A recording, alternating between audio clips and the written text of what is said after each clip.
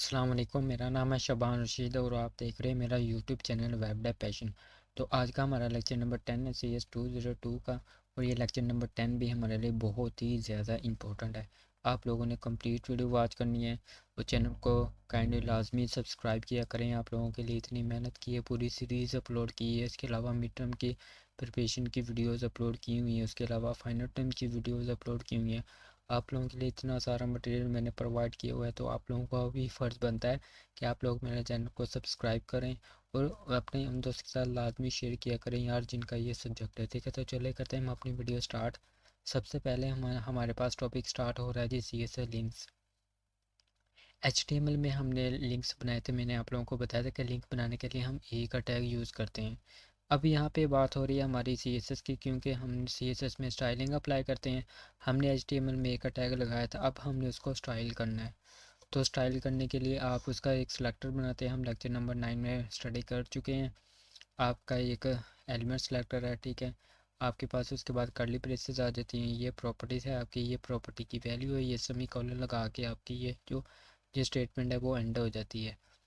उसके अलावा नीचे टॉपिक है हमारे पास, ये इसकी कुछ स्टेट्स हैं। ए विजिटेड, ये भी मैंने आप लोगों को कंप्लीट बताया था लेक्चर नंबर 1 में भी 2 में भी। मैंने ये कंप्लीट प्रैक्टिकल करके दिखाया था। आप वो वीडियो लाजमी वॉच करिए, आप लोगों को अंदाज़ा हो जाएगा इनका। ए का लिंक क्या काम करता है, उसके बाद विजिटेड पर क्या काम होता है, हुवर पे क्या होता है और एक्टिव पर क्या इसका इफेक्ट होता है। ठीक है, उसके अलावा टेक्स्ट डेकोरेशन की हमारे पास प्रॉपर्टीज़ आ जाती हैं। In CSS this property is mostly use to remove underline from the links. आपके पास एक लिंक है, टेक्स्ट डेकोरेशन की जो प्रॉपर्टी है वो हमारे जो लिंक है, ठीक है, अंडरलाइन है ना, उसको रिमूव कर देती है। मतलब किसी भी टेक्स्ट के नीचे अगर कोई लाइन लगी हो तो उसको रिमूव कर देती है। कौन सी प्रॉपर्टी? टेक्स्ट डेकोरेशन की। तो इसको रिमूव करने के लिए हम कौन सी प्रॉपर्टी यूज़ करते हैं?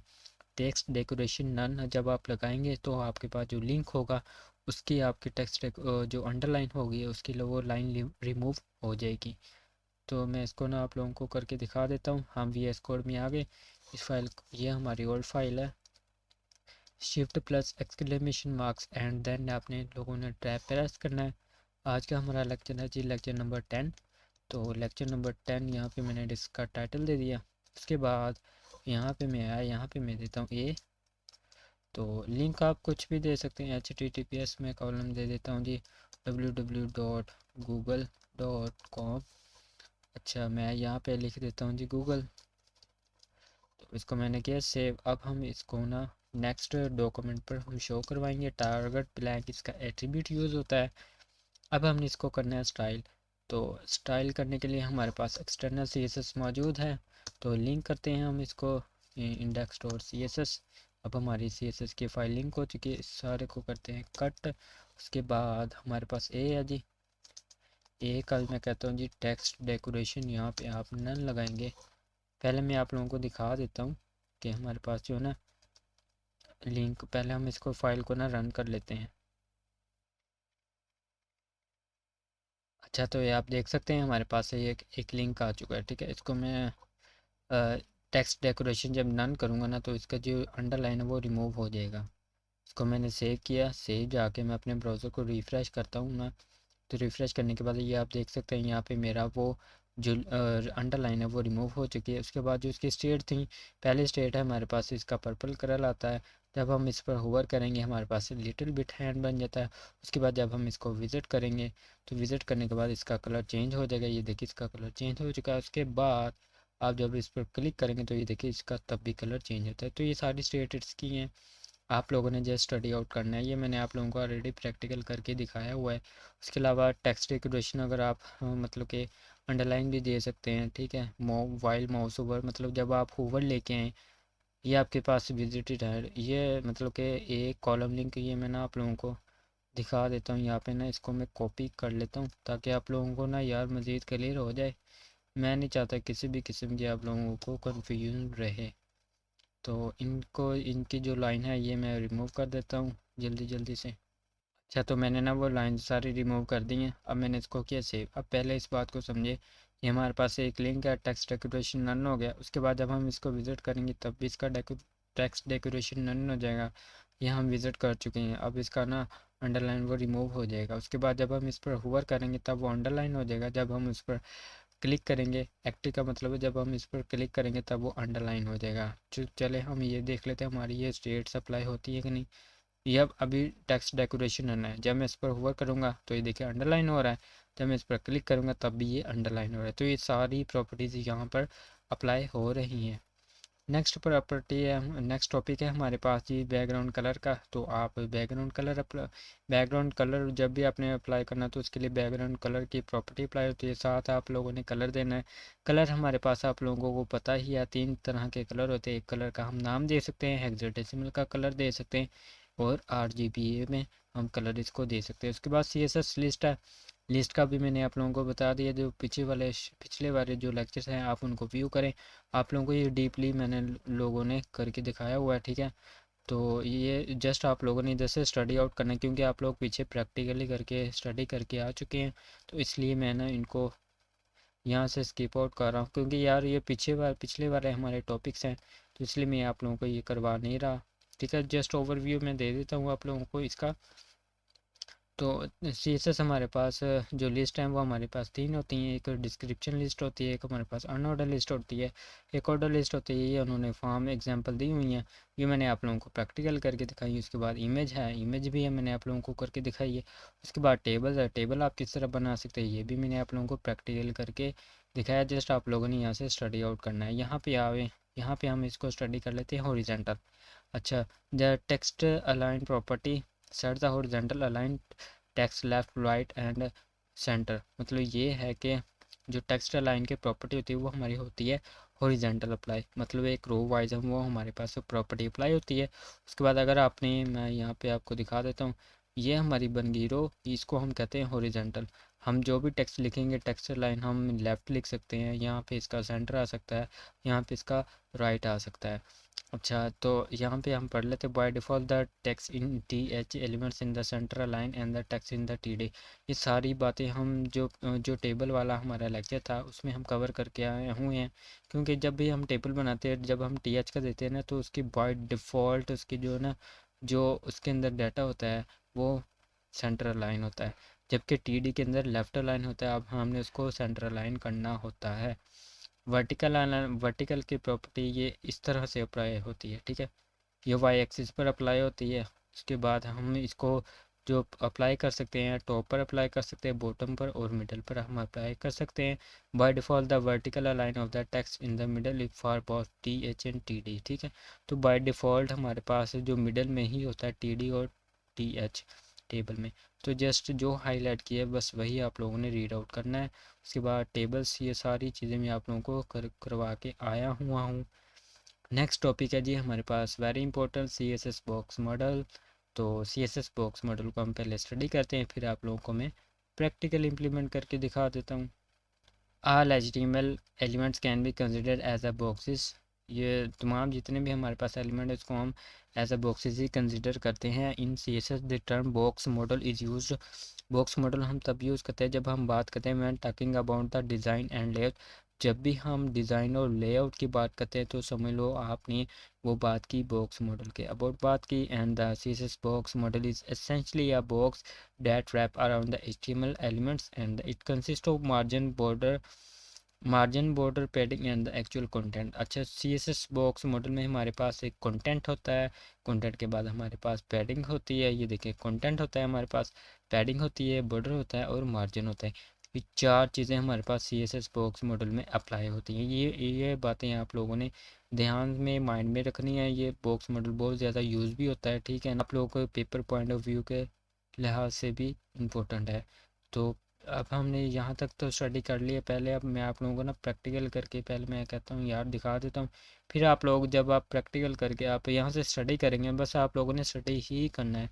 प्रैक्टिकल करके दिखा देता हूँ, जस्ट आपने स्टडी करना है तो आपने करना है जी। वाह क्या बात है। तो हम VS कोड में अपने आते हैं। यहाँ पे आके मैं 2 div बना लेता हूँ। मैं कहता हूँ ये कि मेरा div है जी, इसको मैं क्लास दे देता हूँ जी बॉक्स एक, मल्टीपल क्लास देना चाह रहा हूँ मैं ना, तो बॉक्स 1।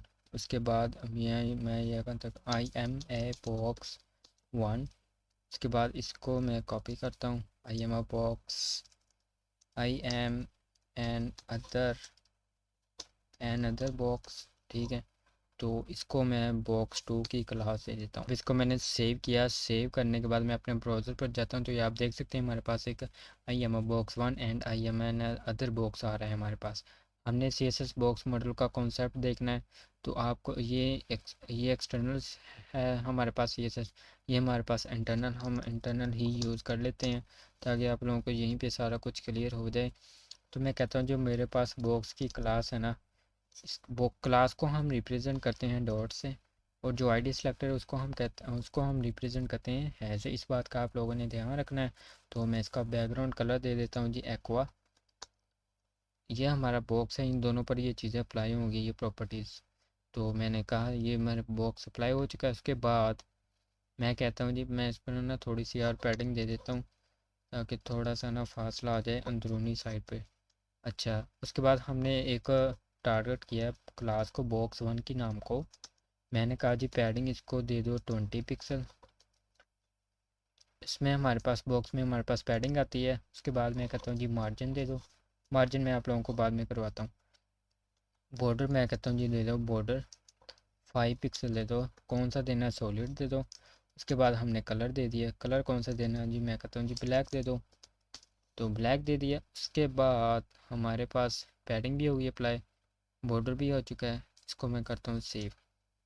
सेव करके मैं यहाँ पे आता हूँ, इसको मैंने रिफ़्रेश किया तो आप देख सकते हैं हमारे पास बॉर्डर लग चुका है। इस बॉक्स के अंदर पैडिंग भी आ चुकी है, बॉर्डर भी लग चुका है। आपने लोगों ने F12 प्रेस करना है। F12 प्रेस करने के बाद आप यहाँ पे इंस्पेक्टर टूल पर ओपन हो जाएगा। मैं यहाँ पे जो यहाँ पे है ना पीसी, यहाँ पे आपने क्लिक करना है। यहाँ पे आके ये हमारे पास बॉक्स 1 है, यहाँ पे आपने लोगों ने क्लिक कर देना है। तो क्लिक करने के बाद आपको यहाँ पे शो हो जाएगा। मैं आप लोगों को दिखा देता हूँ। ये देखें, ये हमारे पास कंटेंट है पूरा। ये हमारे पास पैडिंग है, अभी अप्लाई नहीं की हमने। ये हमारे पास बॉर्डर है, ठीक है। ये पूरे जो ये जो हमारा पूरा बॉक्स है ना, ये इस पर अप्लाई हो रहा है। मैं यहाँ पे इसको ये जो हमने इसको बॉक्स 1 को टारगेट किया, मैं इससे आप लोगों को समझाता हूँ। ये हमारे पास कंटेंट आ गया आई एम अ बॉक्स 1 वाला। ये मैंने पैडिंग अप्लाई की है, ठीक है। पैडिंग अप्लाई करने के बाद मैंने बॉर्डर 5 पिक्सल, तो यहाँ पे हमारा जो बॉर्डर अप्लाई हो रहा है 4.800 पिक्सल, मतलब कि ये हमारा बॉर्डर अप्लाई हो रहा है। अभी हमने मार्जिन नहीं दिया, ठीक है। तो ये चार चीज़ें होती हैं हमारे पास बॉक्स मॉडल में। कंटेंट हो गया, पैडिंग हो गया, बॉर्डर हो गया। अब मैं मार्जिन देता हूँ इसको।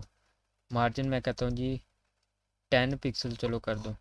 ये 10 पिक्सल चारों तरफ से ये डिस्टेंस छोड़ देगा, इस पर छोड़ देगा बाहरी तरफ। तो इसको मैं ब्राउज़र पर जाता हूँ, इसको रिफ़्रेश करता हूँ। तो रिफ़्रेश करने के बाद ये आप देख सकते हैं यहाँ से भी उसने फासला छोड़ दिया, यहाँ से भी, यहाँ से भी, यहाँ से भी। अब हम इसको मज़ीद एक्सप्लेन कर लेते हैं।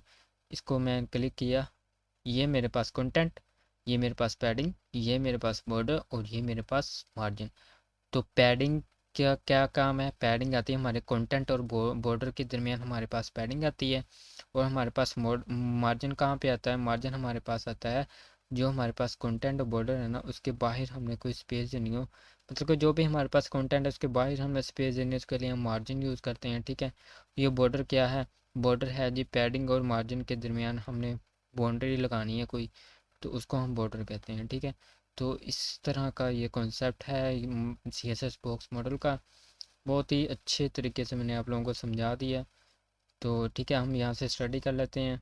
यहाँ पे चार चीज़ें जो कि मैंने आप लोगों को बता दी। कंटेंट हमारा आई एम ओ बॉक्स 1, पैडिंग हमने अंदरूनी साइड पे स्पेस देनी है। उसके बाद बॉर्डर, बॉर्डर क्या होता है, आपके पास जो पैडिंग और कंटेंट के बाहर आप लोगों ने कोई बाउंड्री लगानी है उसके लिए आप बॉर्डर यूज़ करते हैं। उसके बाद मार्जिन, कोई आपने आउटसाइड द बॉर्डर आपने स्पेस देनी है उसके लिए आप मार्जिन यूज़ करते हैं।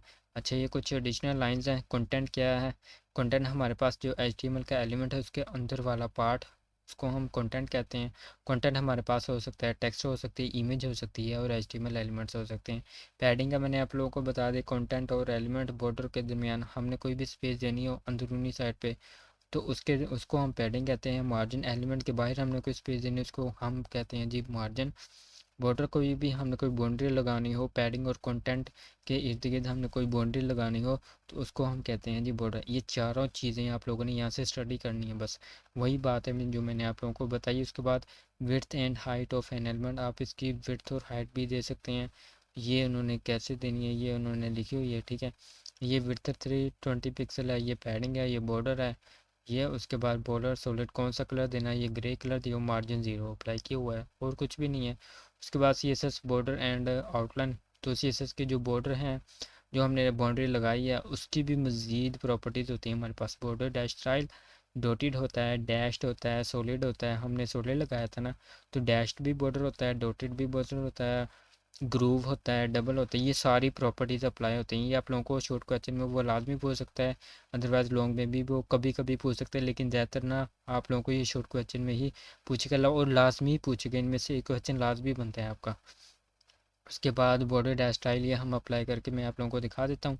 ये देखें, ये कितने पिक्सल, ये इतने पिक्सल, ये इतने पिक्सल जो हमने दिया है, हम पिक्सल में ना उसकी प्रॉपर्टी अप्लाई देते हैं। बॉर्डर को आप कलर दे सकते हैं, कलर का नाम दे सकते हैं, RGB में आप कलर बॉर्डर लगा सकते हैं और हेक्साडेसिमल में कलर में भी आप बॉर्डर लगा सकते हैं। ये उन्होंने नीचे एग्जांपल दी हुई, ये भी मैं आप लोगों को प्रैक्टिकल करके दिखा देता हूँ। अच्छा ठीक है, तो यहाँ पे मैं आता है बॉक्स 1 पे, मैं कहता हूँ ये सॉलिड है हमारे पास, यहाँ पे मैं लगा देता हूँ जी डॉटेड। इसको सेव किया, सेव करने के बाद मैं इसको रिफ़्रेश किया तो ये देखिए हमारे पास डॉटेड लग चुका है।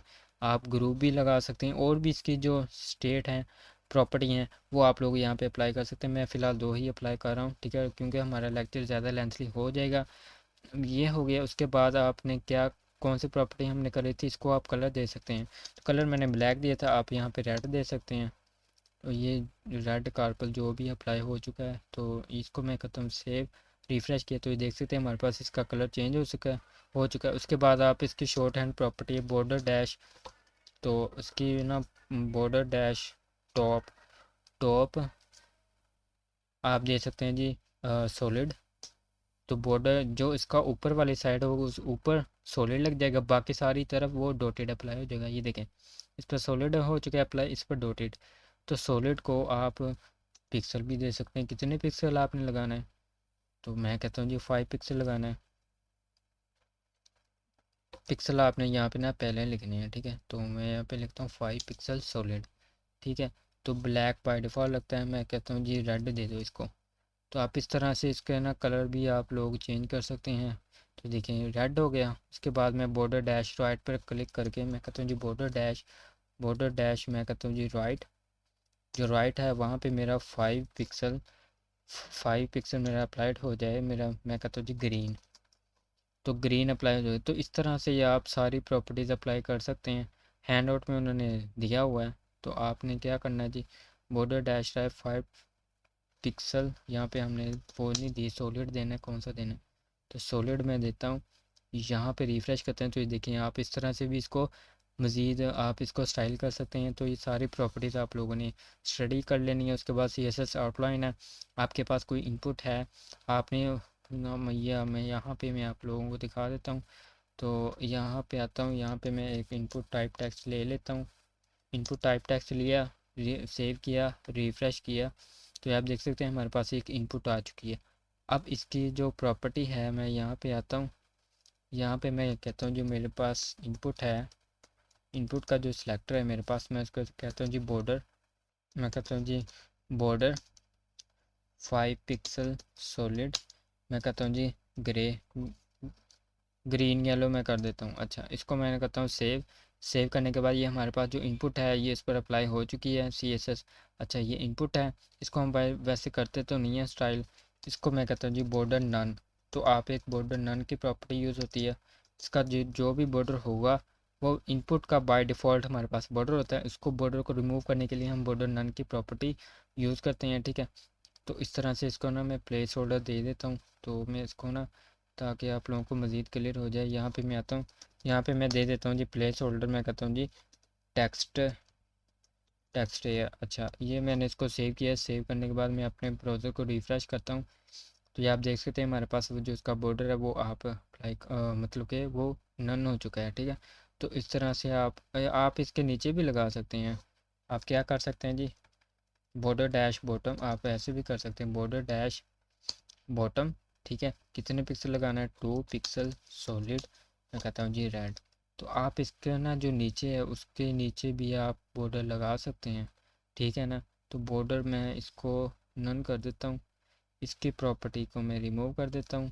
रिमूव करने के बाद इसको मैं रिफ़्रेश करता हूँ, आप लोग देख सकते हैं। देखें, जो इसकी प्रॉपर्टी है ना बॉर्डर बाय डिफ़ॉल्ट वाली, वो हम नन कर देते हैं। अच्छा, नन करने के बाद ये देख सकते हैं, मैं इसको रिफ़्रेश करता हूँ। तो रिफ़्रेश करने के बाद ये देखें हमारे पास नीचे बॉर्डर लग चुका है। जब हम इस पर क्लिक करेंगे तब ये बॉर्डर लगेगा। ठीक है ना, तो इस तरह से आप इसकी प्रॉपर्टीज़ अप्लाई कर सकते हैं। यहाँ से आप लोगों ने देख लेनी है आउटलाइन डैश स्टाइल, आप इसको भी मज़ीद स्टाइल कर सकते हैं। ये प्रॉपर्टीज़ हैं, ये आप लोगों ने लाजमी देखनी है ना। ठीक है ना, उसके बाद हमारे पास है जी इस CSS बॉक्स मॉडल का मैंने आप लोगों को बता दिया। मार्जिन एंड पैडिंग का भी मैंने आपको को बता दिया कि कंटेंट के अंदर हमने स्पेस देनी है, उसके लिए हम पैडिंग यूज़ करते हैं। मार्जिन हमने कंटेंट के बाहर HTML एलिमेंट के बाहर स्पेस देनी है तो उसके लिए हम मार्जिन का यूज़ करते हैं।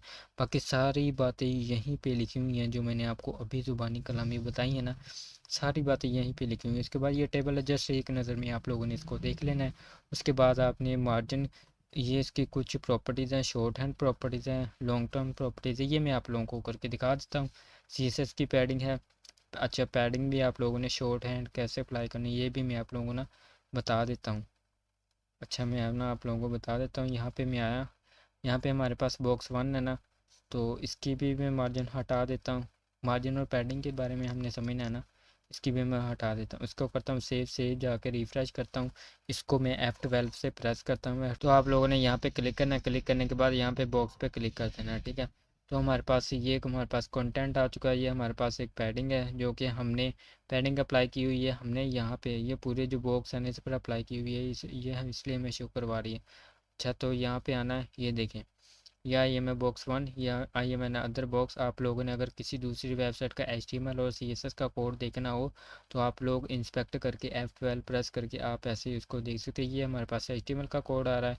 मैं कहता हूँ जी मेरे पास ये जो क्लास है इस पर मैं स्टाइलिंग जो अप्लाई हुई है वो मैं देखना चाह रहा हूँ। आपने इस पर क्लिक कर देना, क्लिक करने के बाद ये स्टाइल है। तो यहाँ पे आप देख सकते हैं हमारे पास बॉक्स 1 है। ये हमारे पास जितनी भी हमने प्रॉपर्टीज़ अप्लाई की हैं वो हमें शो हो रही हैं। तो हमने क्या करना है, मैंने आप लोगों को पैडिंग और मार्जिन का कॉन्सेप्ट देना है यहाँ से। तो मैं यहाँ पे दे देता हूँ। ये देखिए पैडिंग 10 पिक्सल, ये चारों तरफ अप्लाई हो रही है पैडिंग।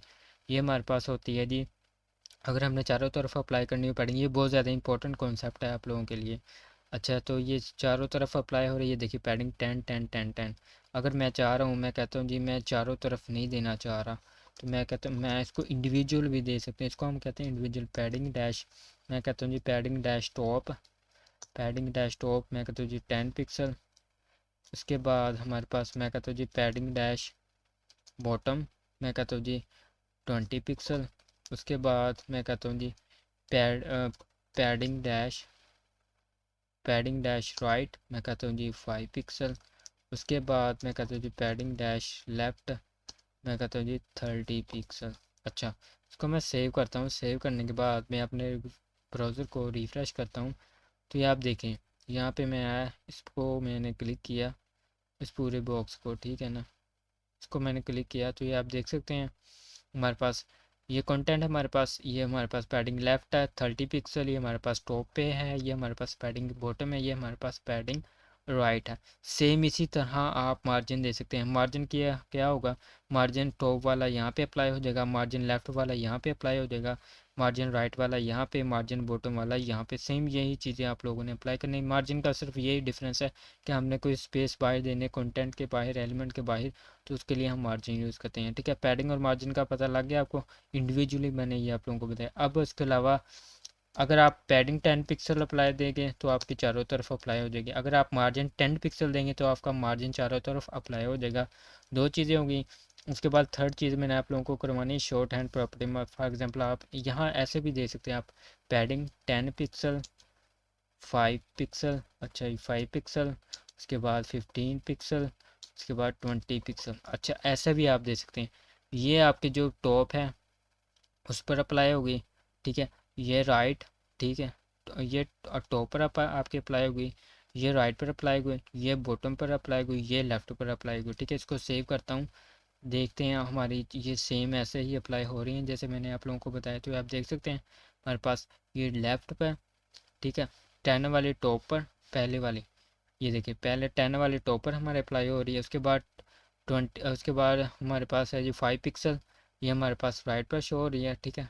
टॉप राइट, ये हमारे पास बॉटम 15 पिक्सल बॉटम आ चुकी है हमारे पास, 15 पिक्सल बॉटम, और ये हमारे पास राइट 20 पिक्सल।